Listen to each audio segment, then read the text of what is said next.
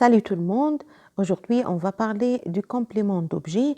النهارده هنتكلم عن المفعول به. هناخد الأول نشرح شوية عن الدرس ونفهم إيه هو الكومبليمون دوبجي وبعدين هناخد إكزامبل يوضح لنا أكتر. Il complète le sens de la phrase. هو بيكمل معنى الجملة، يعني الجملة من غير complément d'objet ملهاش أي معنى. Numéro 2, il vient après le verbe. يعني بيجي بعد الفعل. يبقى il complète le sens de la phrase et il vient après le verbe. بيجي بعد الفعل. Le complément d'objet vient après un verbe d'action.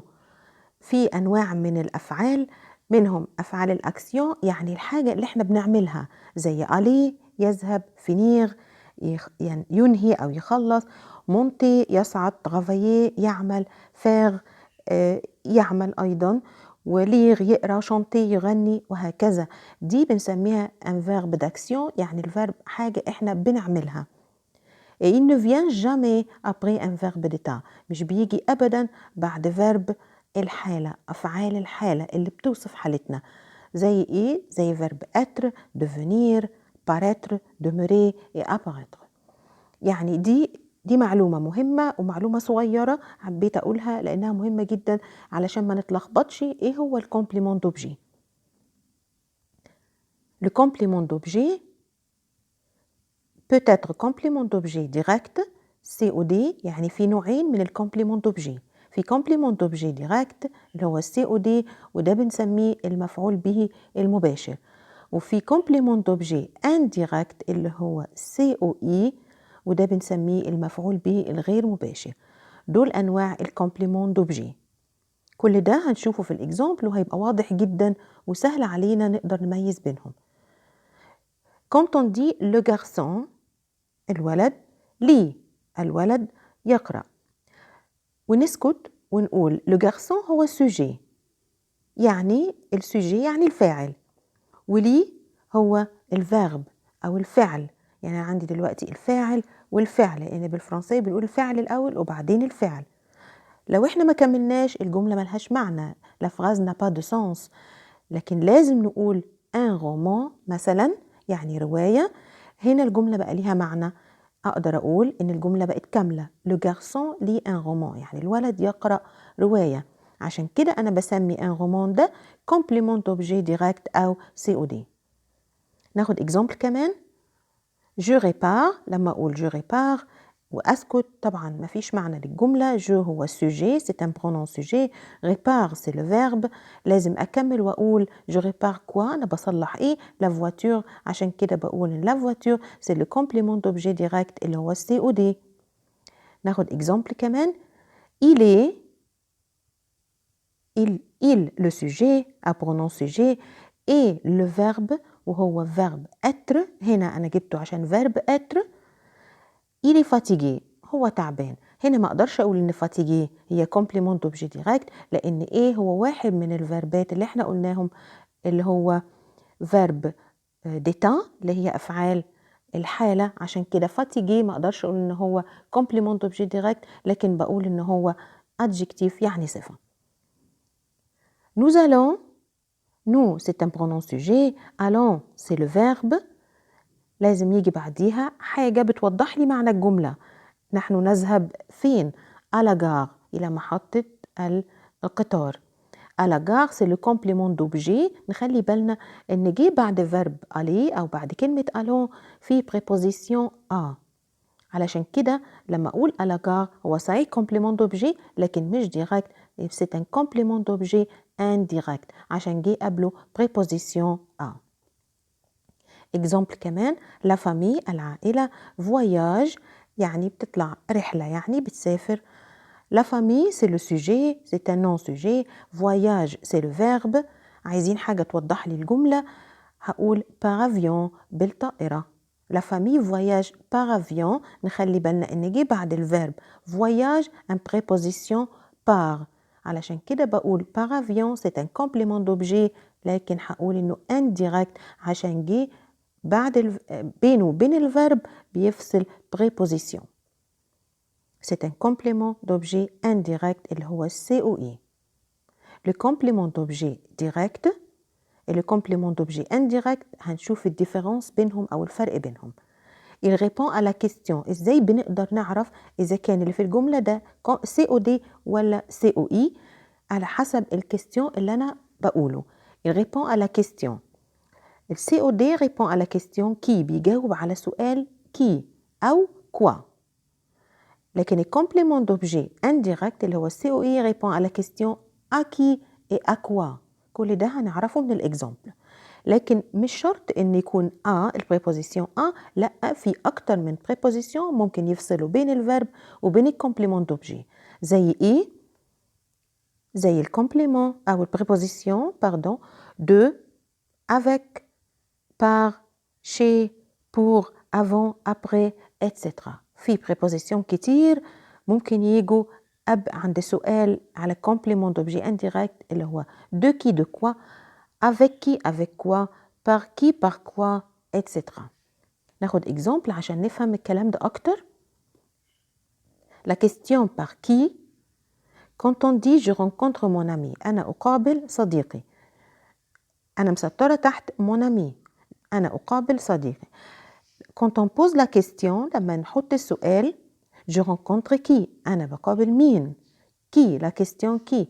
La réponse c'est mon ami. C'est pour cela on dit que mon ami c'est un complément d'objet direct COD.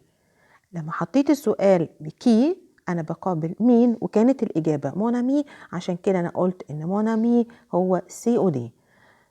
ناخد exemple la question par quoi.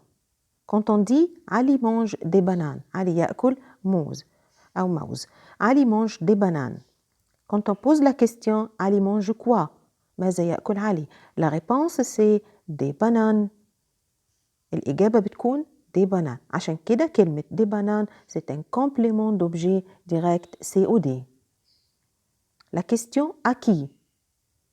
Quand on dit une phrase je téléphone à mon ami أنا أتصل بصديقي. هنا في préposition à بين الكلمة اللي هي mon ami وبين الفيرب اللي هو téléphone. La question je téléphone à qui أنا بتصل بمن. La réponse الإجابة à mon ami. علشان كده بقول إن à mon ami c'est un complément d'objet indirect اللي هو COE. La question à quoi. Quand on dit le père travaille dans le bureau. وطبعا مش لازم نقول préposition احنا اتفقنا ان في اكتر من préposition ممكن اقولهم. Dans le bureau, le père travaille dans le bureau. La question, le père travaille dans quoi. الأب بيعمل فين. Dans le bureau. Dans le bureau. La réponse أو الإجابة dans le bureau. عشان كده بقول إن كلمة dans le bureau c'est un complément d'objet indirect ou bien COE. في معلومة مهمة عاوزين نعرفها إن الcomplément d'objet direct peut être aussi un verbe à l'infinitif. يعني مش شرط يكون كلمة ممكن يكون verbe في المصدر فعل في المصدر. زي إيه؟ Alex aime voyager يعني أليكس يحب إنه يطلع رحلة. بس voyager هنا verb.